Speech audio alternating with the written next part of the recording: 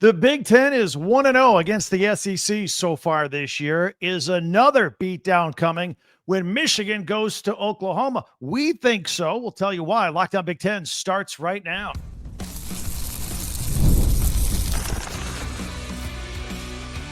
You are Locked On Big Ten, your daily podcast on the Big Ten Conference.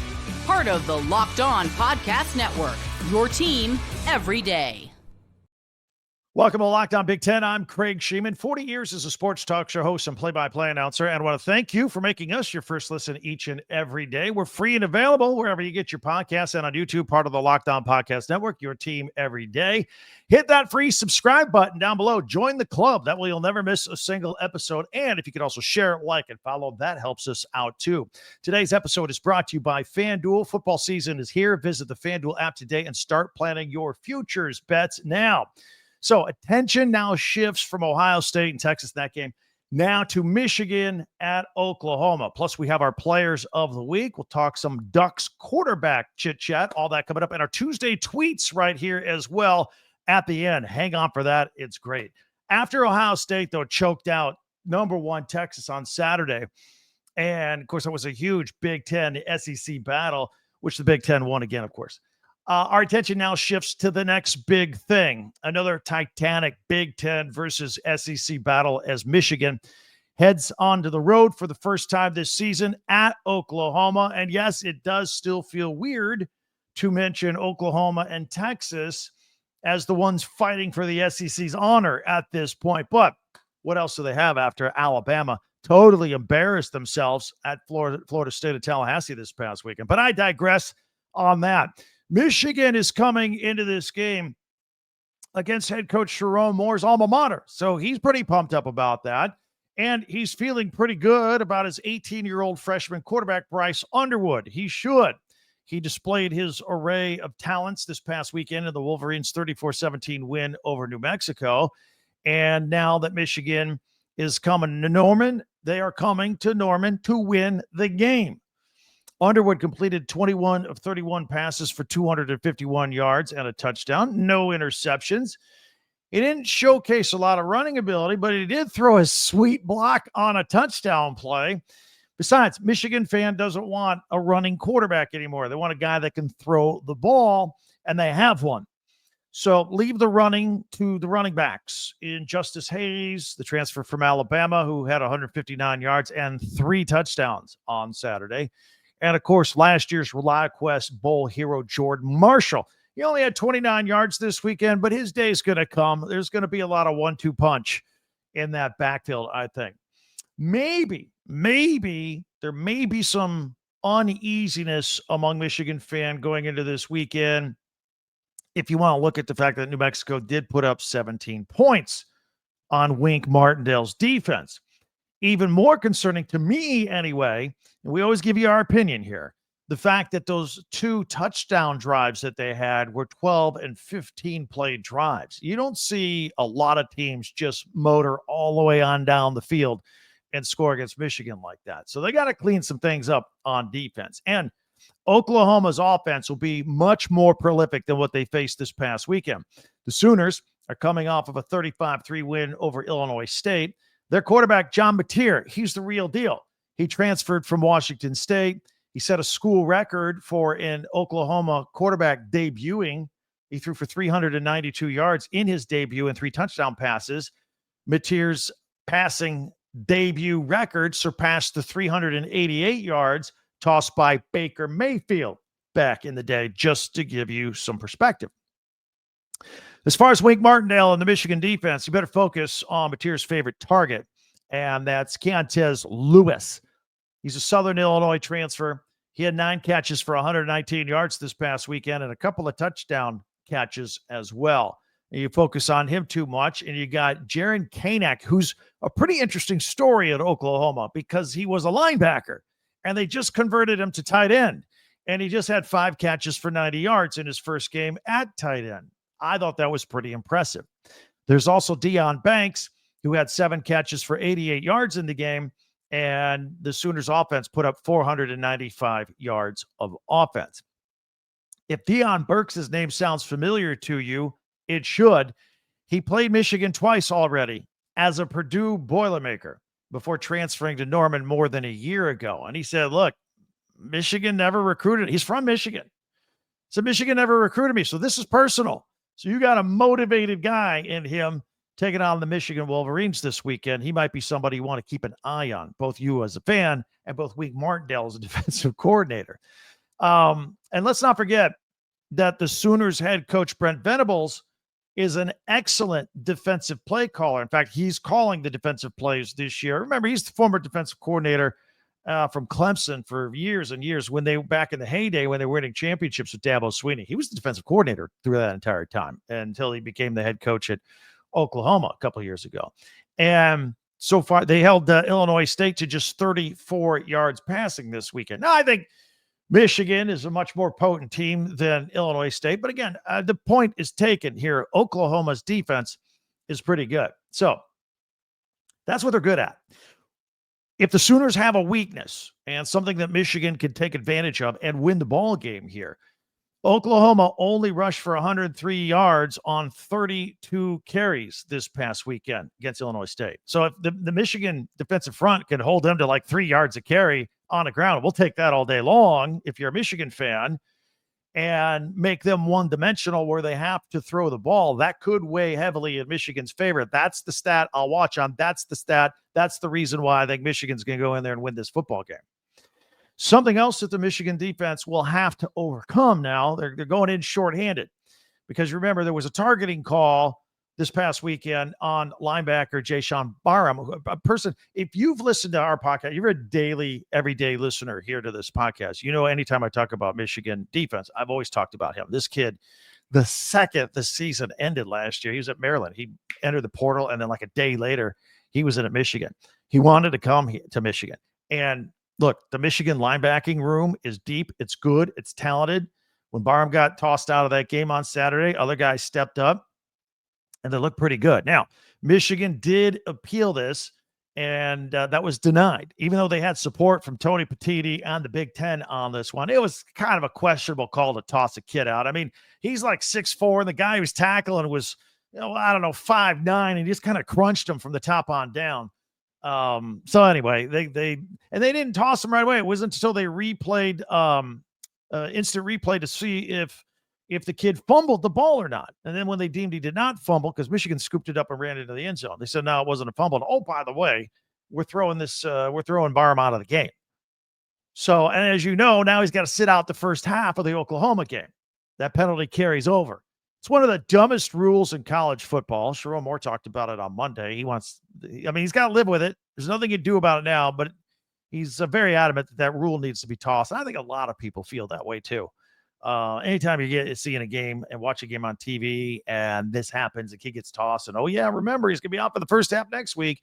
I don't know if anybody jumps in and says, yeah, that's an awesome idea.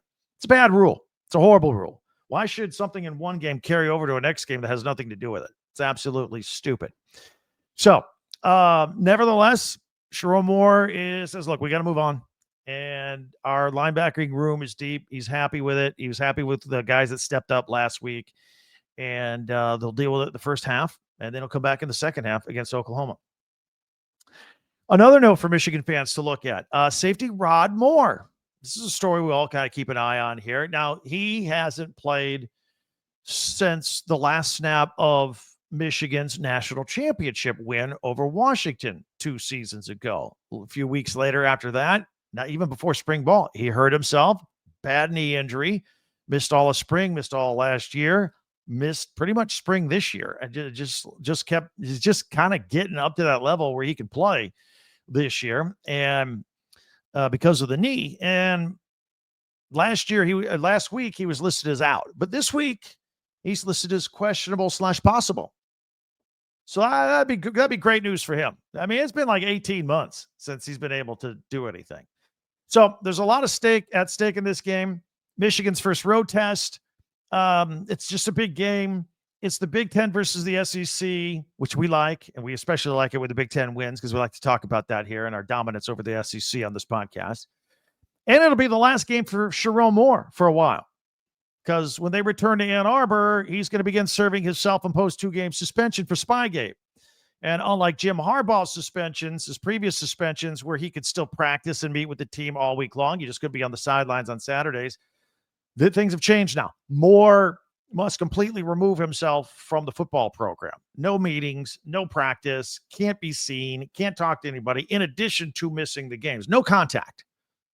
So, and that means he's going to miss the Central Michigan game and then the Big Ten opener on the road at Nebraska before returning the week of their Big Ten home opener against Wisconsin on October 4th. All right. So this weekend, kickoff 7:30, Michigan at Oklahoma. Technically, I think it'd be 7:44. We will go live here on Locked On Big Ten. If you're new to us, we're here every single day, but we go live after the biggest game of the weekend in the Big Ten. We were live after Ohio State's win over Texas. We're going to go live after this one. Now, it's going to be later because it's a night game under the lights. So 11 o'clock-ish, 11:15, we're going to go live here on Locked On Big Ten. And it's immediate. My immediate reaction before I've had a chance to cool off or think things through. Your immediate reaction, because I have live real-time comments from you guys. So mark your calendar. We are live after Michigan and Oklahoma right here. Hey, if you're new, be sure to hit that subscribe button down below. That way you'll never miss a single episode. We also ask you if you could share, follow, and like Locked On Big Ten, especially share. If you're a Big Ten fan, I know you know other Big Ten fans that may not know we're out here every day. Hit that little share arrow and send this podcast over to your friends, and we would really appreciate that. Also, we have a website where all of our podcasts go at talkbig10.com. Invite you to check that out for a second listen. Also, links for your favorite school, Michigan merchandise, shirts, t-shirts, hats, whatever you need there. And again, that is at talkbig10.com. Always ask you to check that out. All right, now, lots to do. We have our Big Ten Players of the Week, and we have our Tuesday tweets. Plus, I'll tell you how you can win a $100 Amazon gift card. That's all coming up next on Locked On Big Ten. Supply House. If you're in the business of repairing stuff and needing Supply House, you got to know about this, all right? You can order parts and have them on your doorstep the next day. I'm talking over 280,000 plumbing, HVAC, electrical items, all sorts of things from the most trusted brands in the business. Their real-time inventory and honest lead times keep you from punting on projects, while their industry-leading customer service always has your blind side covered. So check it out. You need parts for Project Fast. Supply House has next-day delivery, and it's an absolute game changer.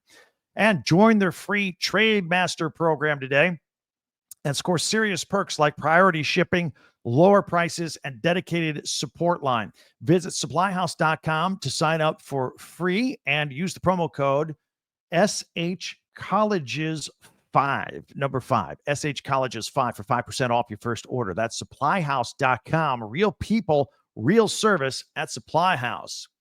Rougiette Ready. Guys, you've probably heard of Viagra and Cialis and maybe have even tried them. But if you're looking for something beyond the usual pill, it's time to meet Rougiette Ready. Rougiette Ready is a next-gen prescription treatment designed to amplify arousal in the brain as well as blood flow. And also, unlike the usual pills that could take hours to activate, Rougiette's 3-in-1 formula dissolves under your tongue and kicks in fast, like 15 minutes. And the effects can last up to 36 hours. 150,000 men so far have already tried the product and love it. Head to rougiette.com/lockedoncollege and use the code LOCKEDONCollege for 15% off today. That's Rougiette, RUGIET.com, rougiette.com/lockedoncollege. And use the promo code Locked On College for 15% off. Individual results may vary with prescription treatment. Compounded drugs are permitted to be prescribed under federal law, but are not FDA approved and do not undergo FDA safety, effectiveness, and manufacturing review. Please visit Rougiette website for full safety information. Now I want to ask for your help here at Locked On, the whole Locked On family. We got a survey out there I want to tell you about. We're surveying you. What do you like? What don't you like? Questions about advertisers with all of our Locked On products. And you can go to lockedonpodcast.com/survey and get started. Everyone who completes a survey will be entered for a chance to win one of 10 $100 Amazon gift cards. Again, that's lockedonpodcast.com/survey. You can also find the link in our show notes. You can do that right now. get yourself eligible to possibly win. Thank you for helping us out with that as well. And thanks for checking out Locked On Big Ten and making us your first listen each and every day. We always appreciate that. Hit that free subscribe button down below. And also, if you could, share, follow, and like Locked On Big Ten, your team every day. And don't forget our website, talkbig10.com. Let's talk about the players of the week in the Big Ten. We had all 18 teams in action, of course. We have co-offensive players of the week. JAYDEN MAIAVA of USC, their quarterback, went 15 of 18 and a pair of touchdowns, 295 yards. And the Trojans won 73-13. He was done at halftime. He did all these stats at the half over Missouri State. So that was pretty good. He also rushed for 9 yards and scored a touchdown. And his 295 yards passing matched his second highest passing total from last season, which he did the same amount against A&M in the bowl game. But this time he did it in just a half. Also, JONAH Coleman, we're big fans of him. 177 yards rushing for the Washington Huskies, co-offensive player of the week. The 38-21 win over Colorado State. Did it on 24 carries. It was great. He scored on the game's opening drive on a 26-yard run and then scored the final touchdown, the exclamation point at the end, and just had a great day. By the way, he is the first Washington offensive player of the week. I mean, they've only been in the Big Ten for a minute. So there you go. Congratulations there. On the defensive side of the ball, Preston Zachman, Wisconsin. Remember, Wisconsin threw a shutout this week over Miami of Ohio, 17-0. Zachman got a couple of interceptions, 2 of them. The first one set up the Badgers' score from the 5-yard line to go up 17-0. His second interception sealed the game in the final minutes. Also had a couple of tackles as well. We have a special teams player of the week, Hank Beatty of Illinois. He broke Illinois' 102-year-old single-game punt return record, totaling 133 yards on 4 punt returns to break Red Grange's record set in 1923. He only had 125 yards. That record's 102 years old. I think that's awesome. He also, the punt return, the 69-yard punt return, highlighted that in the third quarter. That was the first Illini return touchdown since 2013. By the way, he also had 5 receptions for 108 yards in his first 100-yard career receiving game. Good job. That's pretty good. Our freshman of the week goes to Malik Washington of Maryland. He's from Glen Burnie, Maryland at Archbishop Spalding. So Mike Loxley got him to stay. He looks like the real deal. I was watching him over the weekend. Freshman, first game ever. Completed 27 of 43 passes. By the way, what freshman do you ask to throw 43 times at his first game out? You don't simplify it a little bit? No, you just let it rip. 27 of 43 for 258 yards, 3 touchdowns, and no picks. His 3 touchdown passes were the most by a true freshman in a debut game in the Big Ten since 2009. The most by a true freshman in a power conference is 2018 when Trevor Lawrence did it at Clemson. The most by a true freshman in a debut against an FBS school since UCLA's Josh Rosen did it in 2015. And his 27 completions were the most by a Maryland true freshman quarterback in a game in school history. Pretty good.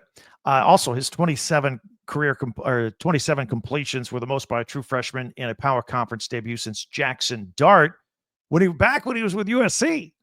He had 30 against Washington State in 2021.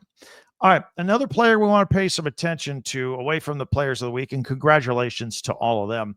We'll talk about Oregon quarterback Dante Moore for just a second. Pretty unique situation here because he played a lot as a freshman when he was at UCLA under Chip Kelly. Then he transferred to Oregon, basically sat out and waited for his turn behind Dylan Gabriel and watched the team go undefeated and win the Big Ten championship. But now it's Moore's turn. And although we were not certain until kickoff this past weekend, because Dan Lanning, he wouldn't announce his starters in advance. We assumed he was going to be the starting quarterback, but we didn't know for sure until the game started against Montana State. Top secret stuff over there. But afterward, Lanning really sang his praises after the win, said he was sharp, good decision-making, didn't force the big pass, even mentioned one time where it was 3rd and long and he just ran for 5 yards, didn't throw an incompletion, and kept them within field goal range. They got 3 points out of it. Very smart play. So he really liked that. He pointed it out. When he did throw the ball, he spread the wealth. 10 different Ducks caught a pass in the game. He was 18 of 23, 213 yards, and 3 touchdowns. Watch out. Looks like he's going to be good. They got Oklahoma State next. By the way, they held UT Martin to a mere 109 yards passing on 9 of 17 passing. I think Moore and the Ducks will do a little better than that. And a word from Nebraska head coach Matt Rule. He held his press conference on Monday. He hadn't played since Thursday, that opener at Arrowhead against Cincinnati. Bit of a nail biter, needed an interception at the end to seal the win. Some bad news. Janaran Bonner, I was watching the game and I saw this happen. It looked bad. He got hit in the fourth quarter and he popped up and hopped off.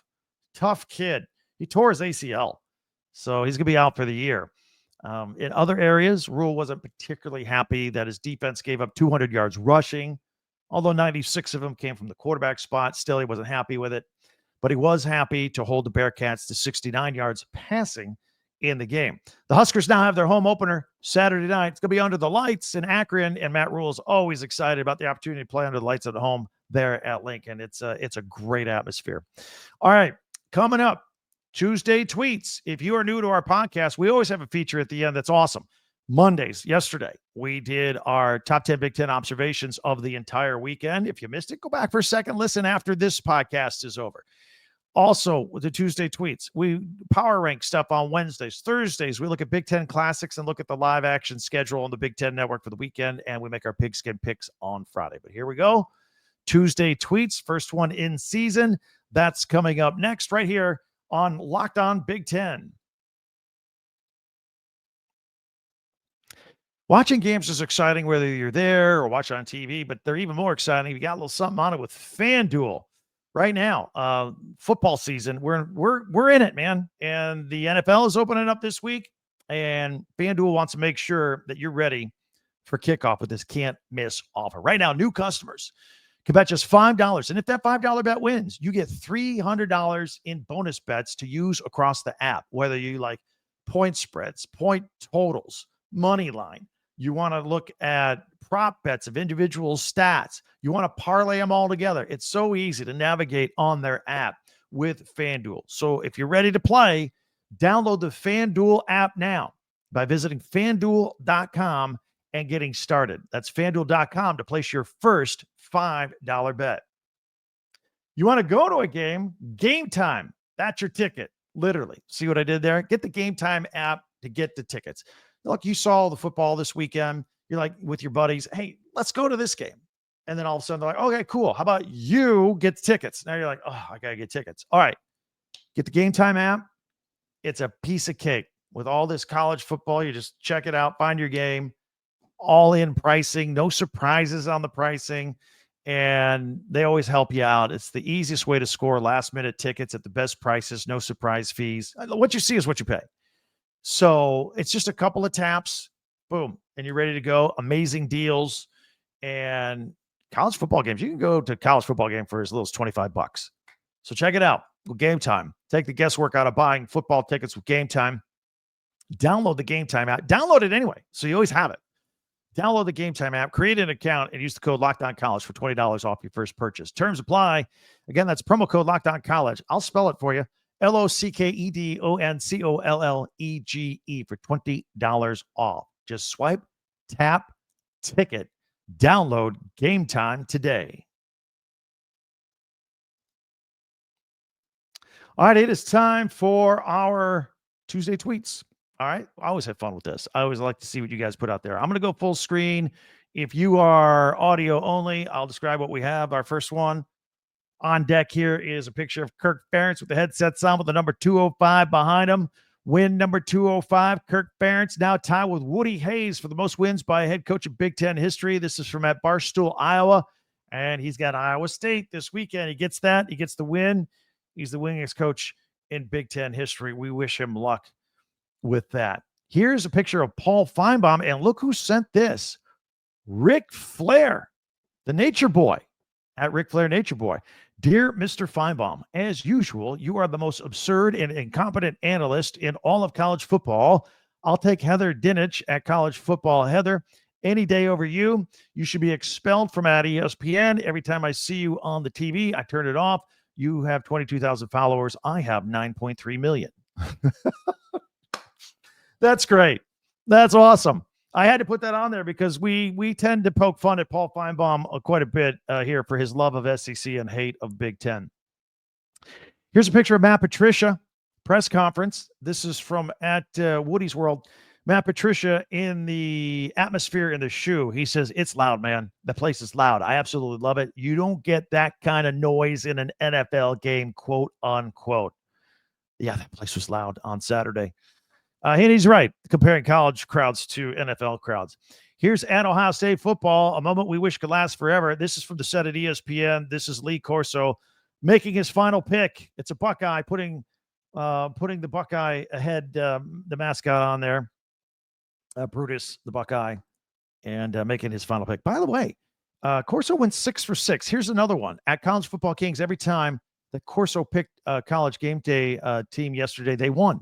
And it lists a picture of him and his his tux and his bow tie, and he looked really nice for his final show. And he picked Tennessee, South Carolina, Florida State over Alabama. He picked that. He picked Miami over Notre Dame, LSU over Clemson. He picked Ohio State to win. Boy, I think if you parlayed all those together, I think they came in at like plus 8,000. That's pretty good. Here is at Ohio State football. Defensive player of the game. Here we go.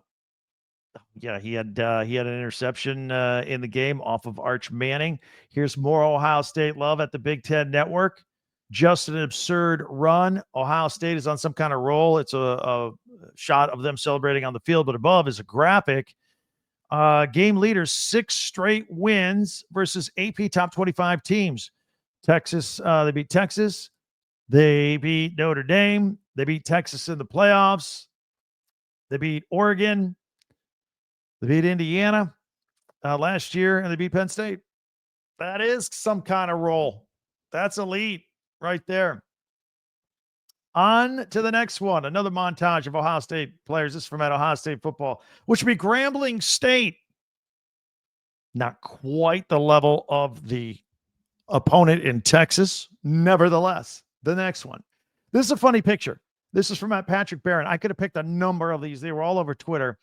It is Michigan. You know how Michigan comes out from the side there. They run across the field, and it's the banner jump. They all reach up and tap the banner above them. Bryce Underwood's first banner jump, and he overshot it. He got his head above the bottom. Almost flew into it.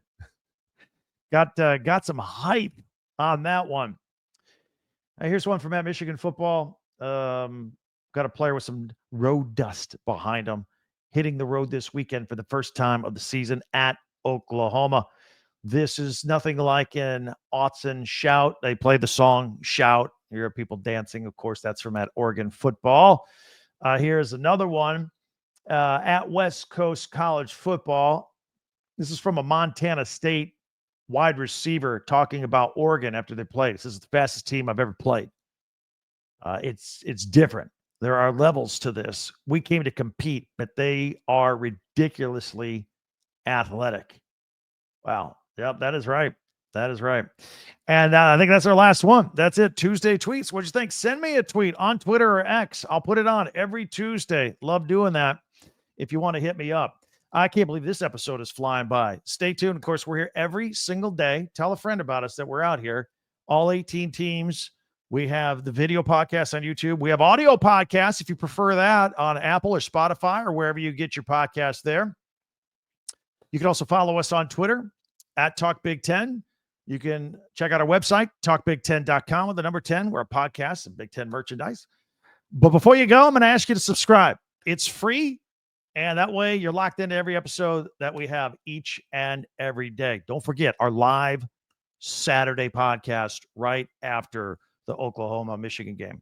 All right. And I also want to tell you there's another big moment for Locked On. College football fans, Locked On and Fire TV present the college football kickoff, your ultimate college football weekly preview. Drake Toll of Locked On Big 12 is your host. Leads the conversation along two-time AP Coach of the Year, Gary Patterson, formerly of TCU, and former college star Jesse Holley, and Locked On's local experts. The college football preview only Locked On can do. Catch college football kickoff every Thursday throughout the season, only on Fire TV. That'll do it for us. Another episode is in the books. We're marching toward week 2. We'll be back again tomorrow. Thanks for joining us here today, and I hope to see you and talk to you tomorrow. For Locked On Big Ten, I'm Craig Sheeman.